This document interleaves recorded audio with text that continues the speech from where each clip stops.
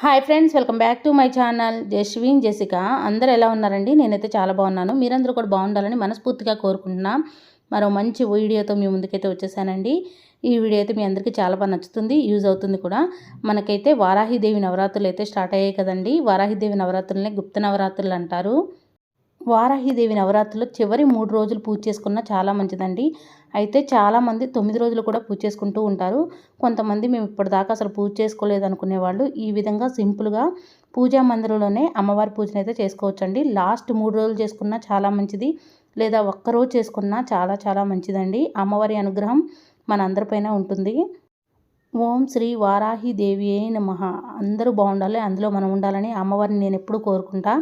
ఆ అమ్మవారి అనుగ్రహం మన అందరిపైన ఉండాలని మనస్ఫూర్తిగా కోరుకుంటున్నానండి. వారాహిదేవి నవరాత్రుల్లో 7వ రోజు పూజను నేను ఏ విధంగా చేసుకుంటానో ఈ వీడియోలో షేర్ చేస్తానండి. వారాహిదేవి నవరాత్రుల 7వ రోజు 2025 జూలై 2 సప్తమి తిథి బుధవారం రోజున వచ్చిందండి. బుధవారం రోజున అమ్మవారిని మారేడు దళాలతో పూజిస్తే చాలా మంచిది. అలానే ఈ లాస్ట్ 3 రోజులు కూడా అమ్మవారిని పసుపు కుంకుమలతో పూజించాలండి. అంటే కుంకుమ పూజ చేసుకోవాలి, అలానే పసుపు కొమ్ములతో కూడా పూజించాలి. అమ్మవారికి ప్రత్యేకంగా పసుపు కొమ్ముల మాల వేస్తే చాలా మంచిది. అయితే ఇప్పుడు దాకా నేను పూజ చేసుకోలేదు, ఇప్పటి నుంచైనా చేసుకోవాలి అనుకునే వాళ్ళైతే లాస్ట్ 3 రోజులు తప్పకుండా చేసుకోండి, చాలా మంచిది. అసలు ఒక్కరోజు చేసుకున్నా కూడా చాలా చాలా మంచిదండి. అమ్మవారికి పసుపు కొమ్ముల మాల సమర్పిస్తే చాలా మంచిది. లేదు అంటే పసుపు కొమ్ములు 11 కానీ 21 కానీ పసుపు కొమ్ములు అమ్మవారి అష్టోత్తరం చదువుకుంటూ అమ్మవారి దగ్గర సమర్పించాలి. అమ్మవారి దగ్గర ఒక్కసారైనా ఉప్పు దీపం పెట్టుకోండి, చాలా చాలా మంచిది. లాస్ట్ 3 రోజులు కూడా అమ్మవారిని శాకంబరి అవతారంలో మామూలుగా పూజ చేస్తూ ఉంటారు. అంటే అమ్మవారి దగ్గర కూరగాయలు పండ్లు పెట్టుకొని పూజ చేస్తూ ఉంటారండి. ఈ 3 రోజులు ఎప్పుడు కుదిరితే అప్పుడు ఏదైనా ఒక రోజున మీ దగ్గర ఉన్న కూరగాయలతో అమ్మవారికి పూజ అయితే చేసుకోవచ్చు. ఫ్రూట్స్ కూడా పెట్టొచ్చండి. అమ్మవారి పూజను నేను ఏ విధంగా చేసుకున్నానంటే 7వ రోజున ముందు రోజు పెట్టిన పువ్వులన్నీ శుభ్రంగా తీసేయాలండి. ముందు రోజు పెట్టిన పువ్వులు ఎంత ఫ్రెష్గా ఉన్నా సరే ఉంచకూడదు. తర్వాత మట్టి ప్రమిదలోనే దీపారాధన చేస్తున్నానండి. ముందుగా నూనెను వడ్డించి 3 ఒత్తుల్ని ఒక ఒత్తిగా చేసి ఏకహారతితో వెలిగించాను. 5 ఒత్తులు వేసి దీపారాధన చేస్తే చాలా మంచిది. దీపం సాక్షాత్తు పరబ్రహ్మ స్వరూపం కాబట్టి దీపం దగ్గర 2 అక్షంతలు పూలు పెట్టి నమస్కారం చేసుకోవాలి. తర్వాత వినాయక స్వామి దగ్గర కూడా పూజ చేసుకుంటున్నానండి. స్వామివారి దగ్గర పసుపు కుంకుమ గంధం అక్షింతలు పువ్వులు పెట్టి వస్త్రం కూడా పెట్టానండి. ఓం గం గణపతి అయిన మహా అనుకుంటూ పూజ చేసుకున్నా. తర్వాత వినాయక స్వామికి ధూపం చూపించాను. తర్వాత ప్రసాదం కూడా ఒక బెల్లం ముక్క కానీ లేదా చిప్స్ కానీ పెట్టొచ్చు, ఏదైనా పండు ఉన్నా పెట్టొచ్చండి. తర్వాత అమ్మవారి దగ్గర అయితే పూజ చేసుకున్నా. లాస్ట్ 3 రోజులైనా పీఠం ఏర్పాటు చేసుకొని అమ్మవారి పూజ అయితే చేసుకోవచ్చు. నేనైతే పూజా మందిరంలోనే చేసుకున్నా కాబట్టి దేవుళ్ళందరూ కూడా గంధం కుంకుమ బొట్లు పెట్టి పువ్వులను సమర్పించాను. తర్వాత అమ్మవారికి ఎంతో ఇష్టమైన తామర గింజల మాల అయితే వేశానండి. తర్వాత వరాహిదేవి అమ్మవారిగా భావించి లలితాదేవి అమ్మవారి ఫోటో పెట్టుకున్నాను కాబట్టి అమ్మవారికి కూడా గంధం కుంకుమ బొట్లు పెట్టి నా దగ్గర ఉన్న హారం అయితే వేశానండి. తర్వాత అమ్మవారి దగ్గర నేను పూజ అయితే చేసుకుంటున్నా. ఓం లలితాదేవి అయిన మహా అనుకుంటూ పువ్వులతో అక్షంతలతో పూజ చేసుకోవచ్చు. నేనైతే ఎరుపు రంగు అక్షంతలతో పూజ చేసుకుంటున్నానండి. లక్ష్మీదేవి అమ్మవారి అష్టోత్తరం చదువుకుంటూ పసుపు కొమ్ములతో మంగళకరమైన వస్తువులతో పూజ అయితే చేసుకుంటున్నా.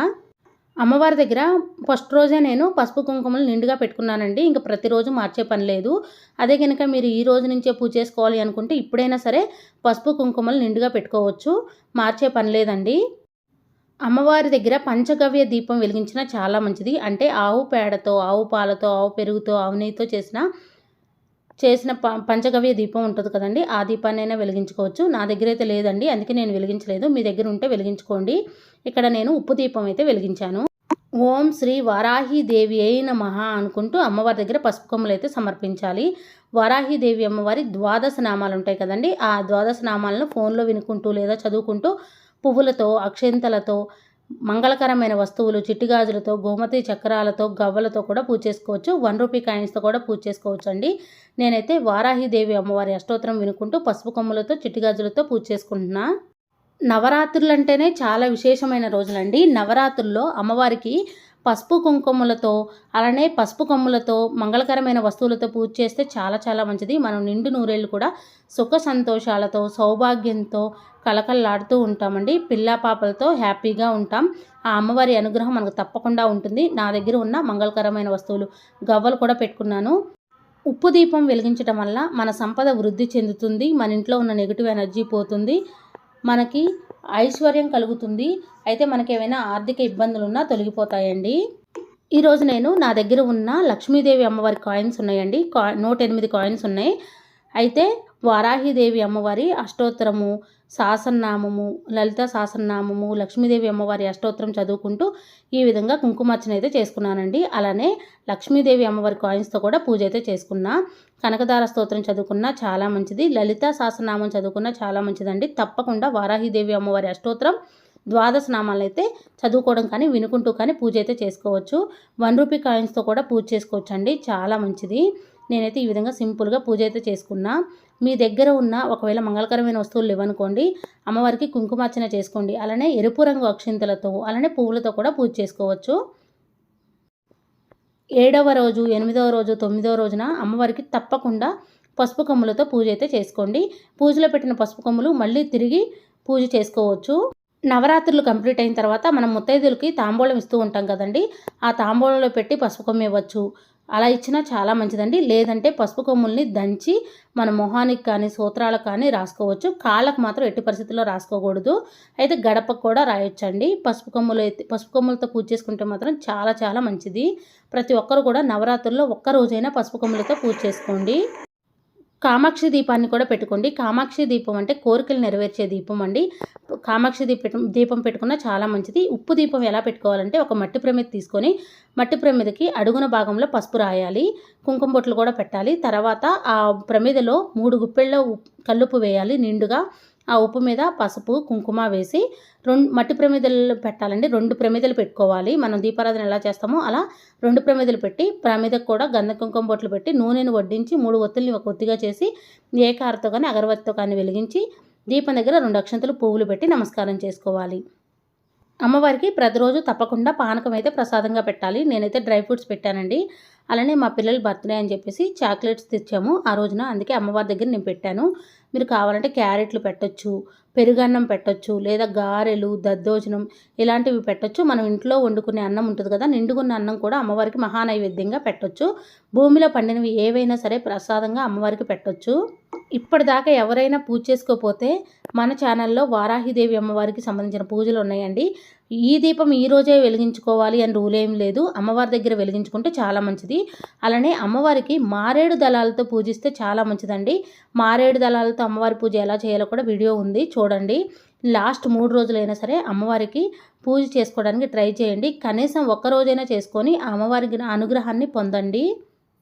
ఇలా అమ్మవారి దగ్గర ఉప్పు దీపం పెట్టుకున్నాం అనుకోండి, మన మనసంతా కూడా చాలా ప్రశాంతంగా ఉంటుంది. మనకున్న ఆర్థిక సమస్యలు తొలగిపోతాయి. అమ్మవారి అనుగ్రహం కూడా మనకు కలుగుతుందండి. నవరాత్రుల్లో 9 రోజులు కూడా చాలా ప్రత్యేకమైన రోజులండి. నవరాత్రుల్లో ఒక్కరోజు అమ్మవారికి పూజ చేసినా ఆ అమ్మ అనుగ్రహం మనకు తప్పకుండా కలుగుతుంది. అమ్మవారి దగ్గర ప్రసాదం పెట్టిన తర్వాత 2 అగరవత్తులను వెలిగించి ధూపం చూపించాలి. తర్వాత హారతి ఇచ్చి నమస్కారం చేసుకోవాలండి. తర్వాత అమ్మవారికి ధూపం వేయడం మాత్రం మర్చిపోవద్దు. ధూపం మాత్రం ప్రత్యేకంగా వేయాలి. ఆవు పేడకలతో వేసిన ధూపమైనా చాలా మంచిది, లేదా సాంబ్రాణి ధూపమైనా వేసుకోవచ్చు. నా దగ్గర ఉన్న ధూమ్ స్టిక్స్తోనే నేను అమ్మవారికి ధూపం వేస్తూ ఉంటాను. ఈ విధంగా 7వ రోజున అమ్మవారి దగ్గర సింపుల్గా పూజ అయితే చేసుకోవచ్చు. కుంకుమార్చన ప్రతిరోజు కూడా చేసుకోవచ్చండి. అయితే అమ్మవారి పూజను తెల్లవారుజామున 5 గంటలప్పుడైనా చేసుకోవచ్చు, లేదా సాయంత్రం 6 గంటలు దాటిన తర్వాతైనా పూజ చేసుకోవచ్చు. ఎందుకంటే వారాహిదేవి అమ్మవారు అంటే రాత్రి దేవత అంటారు కాబట్టి మామూలుగా రాత్రి సమయంలోనే పూజ చేసుకోవాలి. అమ్మవారి దగ్గర 3 రోజులు పూజ చేసుకున్న తర్వాత గాజులు పెట్టుకొని తాంబూలం పెట్టుకుంటే చాలా మంచిది. చీర పెట్టుకున్నా చాలా మంచిదండి. మీరు కావాలంటే ప్రతిరోజు కూడా అమ్మవారి దగ్గర తాంబూలం పెట్టుకుంటే ఇంకా మంచిది. అమ్మవారి దగ్గర పసుపు కొమ్ములతో పూజ చేసుకుంటే మనం నిండు నూరేళ్ళు కూడా సుఖ సంతోషాలతో సౌభాగ్యంతో ఉంటామండి. పిల్లా పాపలతో చక్కగా హ్యాపీగా ఉంటాము. మంగళకరమైన వస్తువులతో అమ్మవారి దగ్గర పూజ చేసుకుంటే చాలా మంచిది. అమ్మవారి దగ్గర ఉప్పు దీపం కానీ, లేదా కంద దీపం కానీ, స్వర్ణ దీపం కానీ వెలిగించుకోవచ్చు. పంచగవ్య దీపం వెలిగించినా చాలా మంచిది. నేను ఆల్రెడీ ముందు వీడియోస్లో అయితే స్వర్ణ దీపం వెలిగించుకున్నానండి. అందుకని ఈరోజు 7వ రోజునైతే ఉప్పు దీపం వెలిగించుకుందాం అనుకున్నా. అందుకని ఉప్పు దీపం అయితే వెలిగించాను. మీ వీలును బట్టి ఉప్పు దీపమైనా వెలిగించుకోవచ్చు, స్వర్ణ దీపమైనా వెలిగించుకోవచ్చు అండి. పంచగవ్య దీపం వెలిగించినా చాలా మంచిది. భక్తి శ్రద్ధలతో అమ్మవారిని పూజిస్తే ఆ అమ్మవారి అనుగ్రహం మనకు తప్పకుండా కలుగుతుంది. అందరూ బాగుండాలి, అందులో మేము ఉండాలని నేను ఎప్పుడూ అమ్మవారిని కోరుకుంటున్నా. ఓం శ్రీ వారాహి దేవి నమః. నా ఈ వీడియో మీకు నచ్చిందని అనుకుంటున్నా. నా వీడియో నచ్చితే ప్లీజ్ లైక్ చేయండి, షేర్ చేయండి, కామెంట్ చేయండి ఫ్రెండ్స్. కొత్తవారు ఎవరైనా మన ఛానల్ చూస్తున్నట్టయితే సబ్స్క్రైబ్ చేసుకోండి. Thank you for watching. Bye అండి.